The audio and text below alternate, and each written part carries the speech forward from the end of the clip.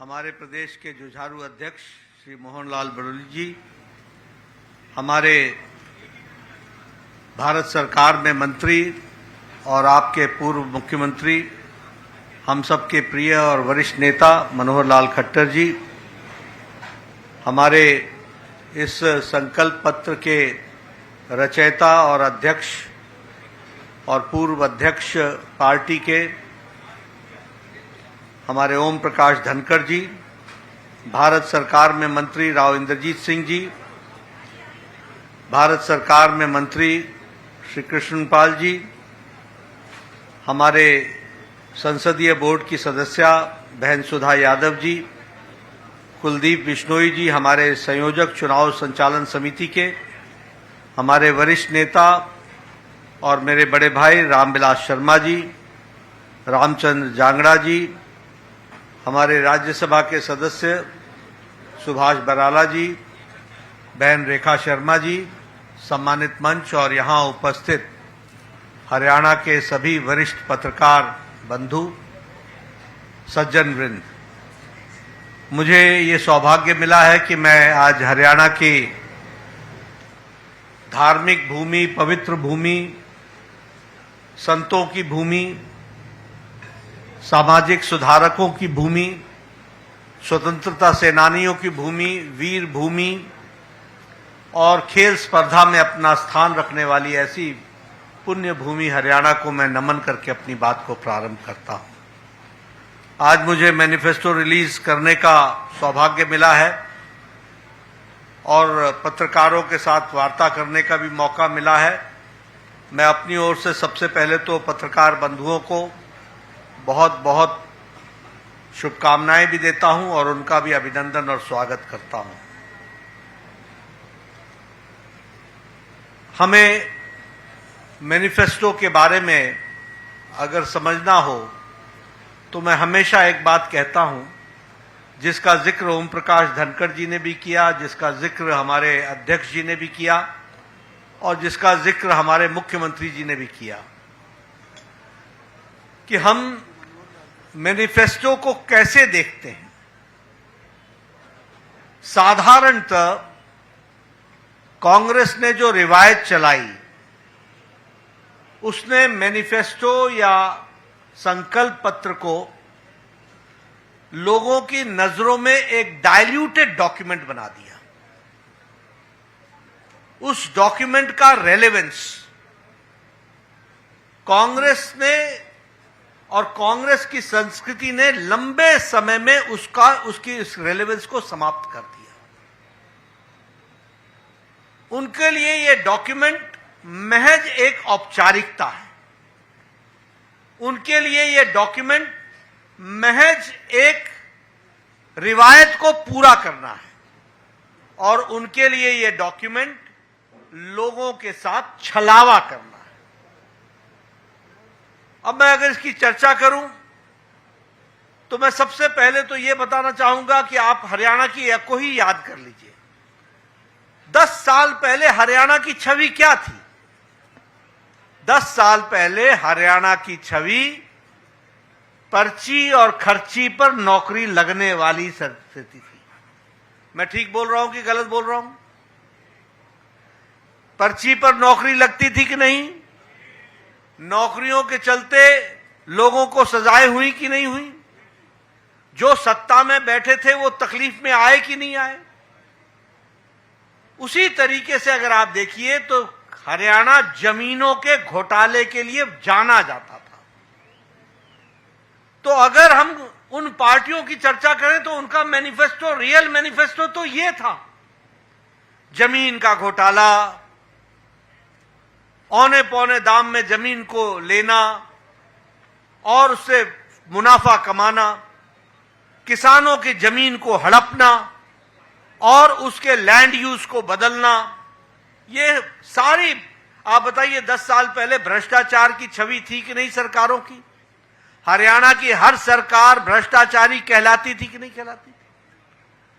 इसलिए आज जब हम संकल्प पत्र की बात करते हैं, जिसका मैं अभी विस्तृत विवरण रखूंगा ताकि आपके ध्यान में आए कि हमारे लिए मैनिफेस्टो या संकल्प पत्र यह कितना महत्वपूर्ण है। और इसीलिए मैं ये कहूंगा कि सबसे पहले तो जो हम लोगों ने कहा है नॉन स्टॉप हरियाणा। अब हम तो जो बैठे हैं मंच पर भी और नीचे भी हमारे साथी, हम तो हरियाणा की सेवा नॉन स्टॉप कर रहे हैं, लेकिन इसको नॉन स्टॉप रखने में बहुत बड़ी जिम्मेवारी आपको निभानी है और आपको संकल्प को पूरा करना है। मैं तो आपके सामने रिपोर्ट कार्ड रख दूंगा, मैं आपके सामने जानकारियों के साथ विषयों को रखना चाहूंगा। अभी अभी मैं इसलिए कहता हूं क्योंकि how do you assess the seriousness of the संकल्प पत्र? यह सीरियस डॉक्यूमेंट कैसे बनता है? यह सीरियस डॉक्यूमेंट इस बात से बनता है कि जो कहा था वो किया है, जो नहीं कहा था वो भी करके दिया है, और जो कहेंगे वो पूरा करके देंगे, ये इस बात की गारंटी है।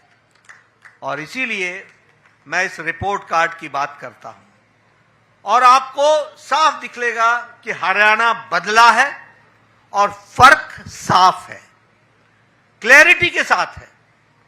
और जब मैं इसकी चर्चा करता हूं तो पत्रकार बंधुओं से मैं निवेदन करता हूं कि वो मेरे आंकड़े नोट कर लें।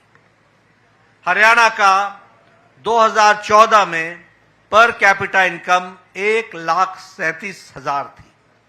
आज हरियाणा की पर कैपिटा इनकम 3 लाख रुपए है। इसका मतलब दुगना हो गया पर कैपिटा इनकम।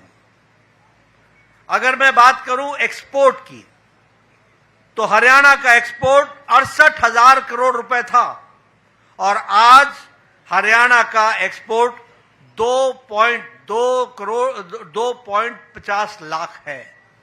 यानी हरियाणा का एक्सपोर्ट 3 टाइम यानी 3 गुना बढ़ गया। यह भी हमको ध्यान में रखना है। मैं स्वास्थ्य मंत्री भी हूं, आजकल मेरे पास जिम्मेवारी है। मैं आपको बताना चाहता हूं, मनोहर लाल जी जानते हैं, इन्होंने संकल्प ले रखा था हर जिले में मेडिकल कॉलेज खोलेंगे, हर जिले में मेडिकल कॉलेज खोलेंगे।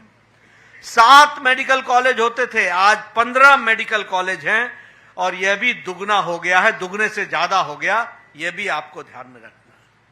हमारे मेडिकल कॉलेज की सीट्स 700 होती थी, आज मेडिकल कॉलेज की सीट्स 2185 हैं। और जब मैं 2185 बोलता हूं तो यह भी आप ध्यान रखिए कि यह तिगुना हो गया, ट्रिपल हो गया। यह भी हमको ध्यान में रखना चाहिए।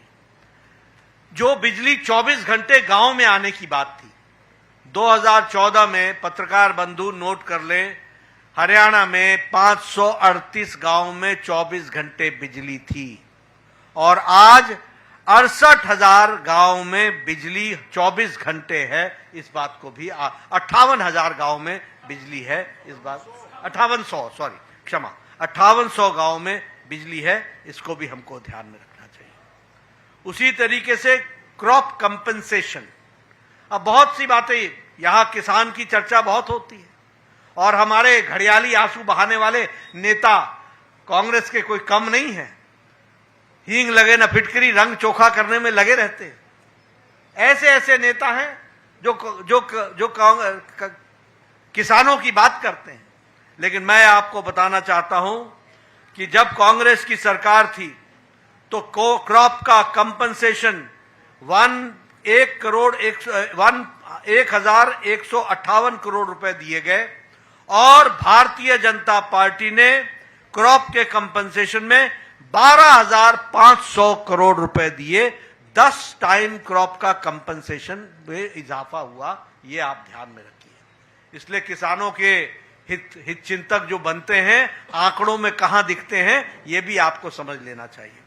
उसी तरीके से क्रॉप डैमेज के जो कंपनसेशन है वह 6,000 प्रति एकड़ था, उसको आज बढ़ा करके 15,000 प्रति एकड़ कर दिया गया, 2.5 गुना बढ़ा दिया गया। ये हमारे क्रॉप का कंपनसेशन दिया जा रहा है। इसलिए किसानों के हित चिंतक कौन रहा है, इसका विश्लेषण हमारे पत्रकार बंधु जरूर करें। ओल्ड एज पेंशन तिगुनी कर दी गई, 1,000 होती थी, आज 3,000 है। उसी तरीके से एमएसपी जो सिर्फ 8 क्रॉप्स पर मिलती थी, 8 क्रॉप्स। ये किसान के हित चिंतक, ये किसान के हितैषी बरसों से 8 से ज्यादा फसलों पर एमएसपी नहीं देते थे। आजकल एमएसपी की गारंटी मांगने फिर रहे हैं। इनको मैं बताना चाहता हूं कि ये हमारी सरकार थी जिसने आज 24 फसलों पर, 24 क्रॉप्स पर उसके लिए एमएसपी देना निश्चित किया है और उसको आगे बढ़ाया है। ये बात भी हमको ध्यान में रखना चाहिए। इसलिए जो कहा था, वो जो नहीं कहा था, वो भी करके दिया है। मैं यहां आपके सामने बताना चाहता हूं, जिसके बारे में इन्होंने हमारे सैनी साहब ने आपको बता दिया कि हमने 100% अपना 2014 का और 2019 का मैनिफेस्टो लागू करने के बाद हम आपके सामने हाजिर हुए हैं। ये रिपोर्ट कार्ड की संस्कृति ये किसने सिखाई? मैं पत्रकार बंधुओं से पूछना चाहता हूं, 10 साल पहले आपने देखा था किसी नेता को रिपोर्ट कार्ड रखते हुए? 10 साल पहले किसी को देखा था आपने कोई आंकड़े रखते हुए? लेकिन आज हम आपके सामने रिपोर्ट कार्ड रख रहे हैं। और इसीलिए मैं आपको बताना चाहता हूं कि आज हर खेत को पानी स्कीम के तहत हमने हर एक एग्रीकल्चरल लैंड को आज सिंचित कर दिया है, 100% इरिगेटेड कर दिया है। ये बदलता हरियाणा है जिसको हमको समझना है। ये किसान की तस्वीर और तकदीर बदलने का काम किया है। इंटरेस्ट फ्री एग्रीकल्चरल लोन जो है वो 3 लाख फार्मर्स को दिया जाएगा, उसकी भी व्यवस्था की गई है। उसी तरीके से ये जब मंडी में जाते हैं तो उनको 10 रुपए की थाली भोजन की मिल सके, इसकी भी व्यवस्था की गई है। अगर मैं इंफ्रास्ट्रक्चर की बात करूं तो Delhi Sonipat Panipat regional rapid transport system इसको शुरू कर दिया गया है। और उसी तरीके से भारत का पहला एलिवेटेड रेलवे लाइन वह आपके शहर रोहतक में बनी है, इसको भी हमको ध्यान में रखना चाहिए। उसी तरीके से हिसार को एयरपोर्ट बनाया गया है, दिल्ली के लिए, जयपुर के लिए, जम्मू के लिए, देहरादून के लिए यहां से एयर सर्विसेज शुरू हुई हैं और 1000 से ज्यादा खेल नर्सरी बनाई गई और हरियाणा स्टार्टअप मिशन को भी प्रारंभ किया गया। अगर मैं महिलाओं की बात करूं तो विवाह शगुन योजना में एनुअल इनकम जो थी उसको 1.8 लाख तक बढ़ा दिया गया ताकि ज्यादा से ज्यादा हमारी बहनें उसमें कवर हो सके, उस बात को किया गया है। प्रधानमंत्री मोदी जी ने हरियाणा प्रदेश के लिए टैक्स डिवोल्यूशन में 4 गुना बढ़ा दिया और 76,000 करोड़ रुपए आपको टैक्स डिवोल्यूशन में हरियाणा को दिए गए। उसी तरीके से ग्रांट्स इन एड में 3.5 गुना बढ़ा दिया गया, आपको 70,000 करोड़ रुपए उसमें भी दिए गए। स्मार्ट सिटी में फरीदाबाद को और करनाल को 15,000 करोड़ रुपए दिए गए, इसकी भी व्यवस्था की गई है। और जल जीवन मिशन में आपके लिए हर घर को नल दिया जाए, इसकी सुव्यवस्था हरियाणा की सरकार ने किया, जो कहा था वो करके दिया है। आज मुझे खुशी है ये बताते हुए, इंफ्रास्ट्रक्चर की बात कर रहा हूं, मैं पौने 10 बजे अपने घर से निकला हूं और 11:30 बजे मैं रोहतक पहुंच गया हूं। कभी 10 साल पहले कल्पना की थी क्या? कभी कल्पना की थी? 4 घंटे लगते थे। ये फर्क साफ है जिसको हमको समझना चाहिए। आज आईआईटी दिल्ली का फाउंडेशन स्टोन रखा गया है। आपके यहां कैंसर का सेंटर, एम्स का एक्सटेंडेड बिल्ड प्रोग्राम वो झज्जर में किया गया है। उसी तरीके से योगा और नेचुरोपैथी झज्जर में खोल दिया गया है। राव इंद्रजीत सिंह साहब यहां बैठे हैं, इनको पता है all India institute of medical sciences, आज वो रेवाड़ी में उसका काम शुरू कर दिया गया है। उसी तरीके से मेट्रो का गुड़गांव में 5,450 करोड़ रुपए की लागत से उसका भी स्टोन रख दिया गया है, उसको भी काम को शुरू किया गया है। हीरा में यानी हाईवेज, इंटरनेट, रेलवेज और एयरपोर्ट्स में हम आगे बढ़े हैं।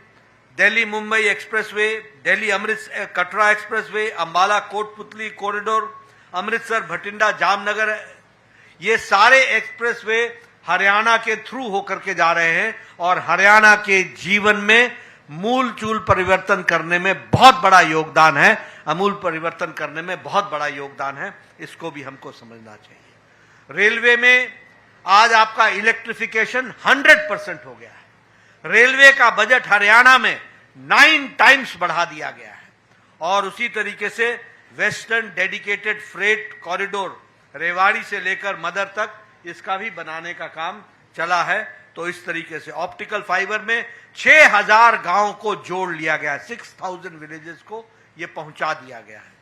और हिसार का, जैसा मैंने बताया, एयरपोर्ट को ऑपरेशनलाइज कर दिया गया है। इसलिए ये मैंने सारी बातें आपके सामने किस लिए बताई? इसलिए पत्रकार बंधु कि जब मैं आकर के आपके सामने हरियाणा का संकल्प पत्र रखता हूं तो आप ये ध्यान में रखिए, जैसा ओम प्रकाश धनखड़ ने कहा, this is a very serious document and this is the commitment. ये हमारा संकल्प है, ये हमारा कमिटमेंट है कि भारतीय जनता पार्टी की सरकार समयबद्ध तरीके से अगली बार जब आपके पास आएगी तो इन सारे वायदों को पूरा करके आएगी। इस बात को हम ध्यान में